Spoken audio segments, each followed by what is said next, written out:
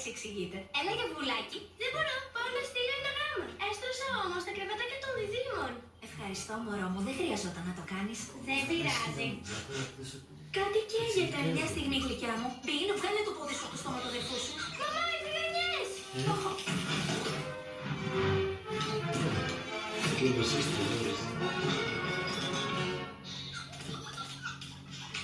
Στάσου, πού είπες ότι πας? Σου είπα, να στείλω ένα γράμμα. Καλά, αλλά έλα πρώτα εδώ.